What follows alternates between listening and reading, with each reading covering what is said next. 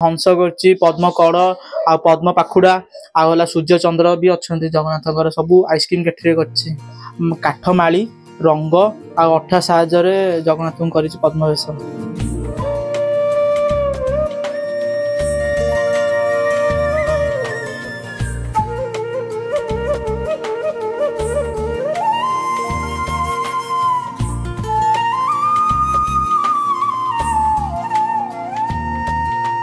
आसंता काली श्रीमंदिर में अगणित भक्त मान चतुर्थ विग्रह पद्म वेश दर्शन देवे तेणुक बेश कारीगर मैंने जोरसोर प्रस्तुत करते बेले आज जहाँकि युव कारीगर जहाँकि आइसक्रीम काठी एक सुंदर जहाँकि महाप्रभु पद्म वेश प्रस्तुत कर विस्तृत आलोचना करिया जहाँकि विश्वजित नायक कुमुटपाटणार प्रथम तो विश्वजित सकल न्यूज को स्वागत आ जहाँ भी किभली भाव में आईडिया आसला जे मु आइसक्रीम काठी महाप्रभुंकर ये पद्म वेश प्रस्तुत करी। नमस्कार जय जगन्नाथ। महाप्रभु जगन्नाथ पद्म वेश सबु वेश गोटे अन्यतम वेश पद्म वेश मु भी आगुरी जमी जगन्नाथ आम नागार्जुन वेश गजानन वेश कर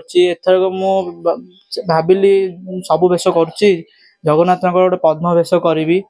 आउ पद्म वेश कि जान नी केबे कौन ठीक टाइम पड़े ठीक टाइम भी पड़ेनी केबे बुधवार पड़े केबे शनिवार पड़े मु पूरा सियोर हेली 5-6 दिन थिला 4 दिन रे महाप्रभु जगन्नाथ पद्म वेश मुझे जगन्नाथ उच्चता है 2 फुट पस्त है 3 फुट यहीटार 1475 आइसक्रीम काठी मुझे व्यवहार कर नुआ आइसक्रीम काठी आउ जगन्नाथ जो होती यहीटार काठ माली रंग आ अठा साहाय्य जगन्नाथ कर पद्म वेश। अच्छा निश्चित भाव जो प्रस्तुत कर पद्म वेश कौन कौन सब वेश कर खाली पद्म वेश महाप्रभु हंस पद्म जमीती आम जगन्नाथ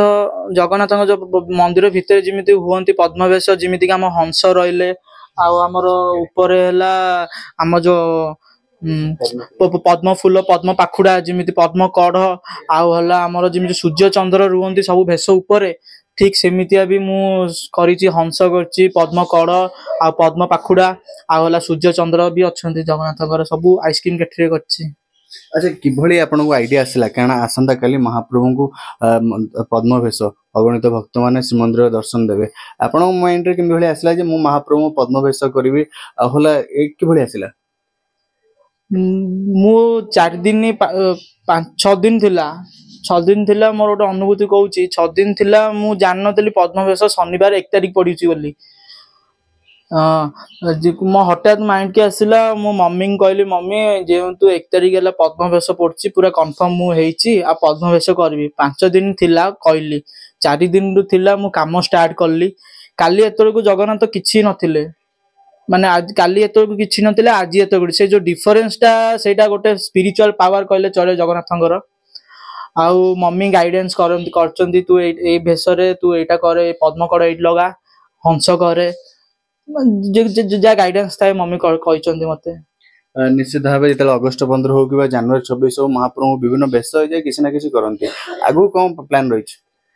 आगु को मो तो बहुत गुड़े प्लान अच्छी बहुत गुड़े रेकर्ड करिया भी जो जिमिति कि आगुरु हमर India book record Asia book record करछि आगु को भी बहुत सारा रेकर्ड करने मोर प्लान अच्छी भाभी बहुत सारा रेकर्ड करी बोली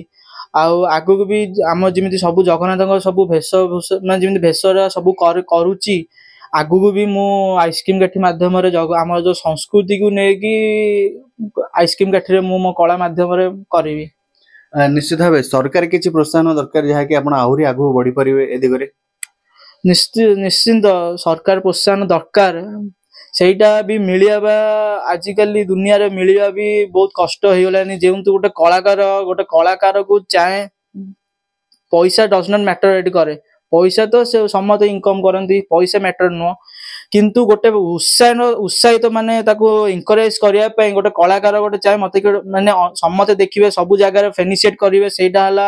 मते हला बहुत उत्साहित दब एमती उत्साहित मते करिले मु आगु को भी बहुत सारा आम कलाकृति को लेकिन Guinness book of record Guinness world record रे मु स्थानित करी आमर जो पुरी सब सौंदर्य जगन्नाथ ऊपर जो सौंदर्य संस्कृति